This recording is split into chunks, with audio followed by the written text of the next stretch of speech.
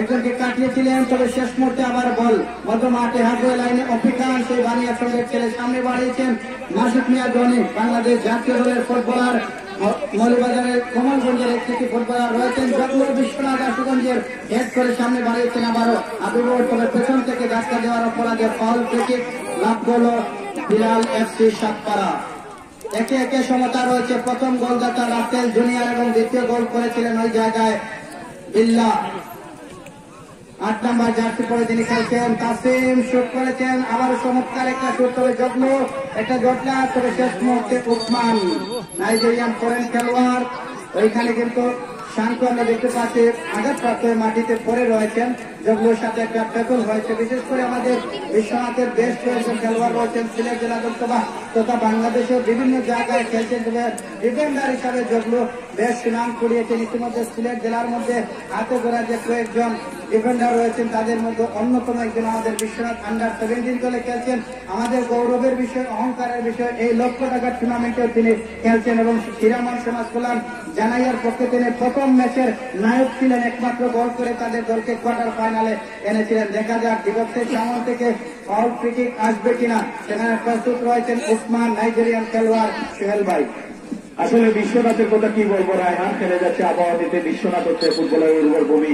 হাবিবুর, আপনি জানেন হাবিবুর সিলেট বিভাগের প্রত্যেকটি মাঠে পাওয়া যায়, রাতে পাওয়া যায়, দিনে পাওয়া যায় হাবিবুরকে। বিশ্বনাথের অনেক ফুটবলাররা সুনামের সাথে খেলে যাচ্ছেন পুরো সিলেট বিভাগে এবং ঢাকা লিগে খেলে যাচ্ছেন। ওখান থেকে বসাই Basu Hiraman sporting club 1, Habibur local ছেলে হিরামন স্পোর্টিং ক্লাবের। ওখানে মাসুদ মিয়া জনি থেকে বিল্লাহ থেকে আবারও ফুল মাইনাস, ওসমানকে মাইনাস করেছিলেন।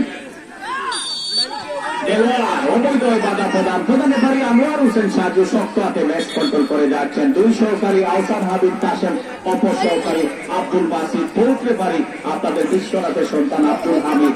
কি চাই বিশ্বনাথবাসীকে সবকিছু দিচ্ছেন এই এবং অফিসিয়াল ধারাভাষ্যকার বেশ কয়েকজন রয়েছেন। এখানে রয়েছে মায়ের ভাই লিটন, আমরাও আসি রেগুলার মিডিয়া পার্টনার হিসেবে রয়েছে সিলেট উইটনেস, SLB, SFL। আপনাদের আর কি চাই? বিশ্বনাথবাসীর জন্য চমক রয়েছে ষষ্ঠ আসর, অনেক আরো বড় হবে, সেটি বলাই যায়। 3 লক্ষ টাকা, 2 লক্ষ টাকা। সিলেটের কোন জায়গায় এত বড় টুর্নামেন্ট নেই বললেই চলে। আমরা তো লাইভ করি নাকি লিটন? আমরা এই লাইভ টেলিকাস্ট করি।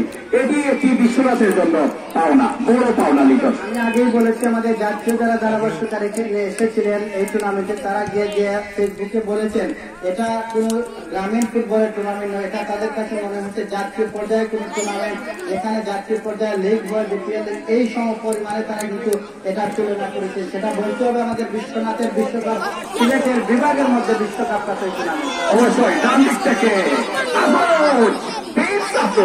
সেন্টার করেছে নিরক্ষের ভিতরে, ভালো সুযোগ ছিল, ওখানে ক্লিয়ার হয়ে গেল।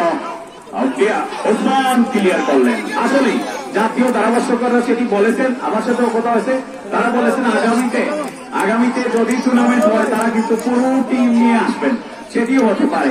আর এই টুর্নামেন্ট হচ্ছে সিলেট বিভাগের সবচেয়ে বড় একটি টুর্নামেন্ট, সেটি আমরা ঘোষণা দিচ্ছি, বড় গলায় ঘোষণা দিচ্ছি। এই মুহূর্তে score line Hiraman sporting club 1, Bilal FC Satpara 1।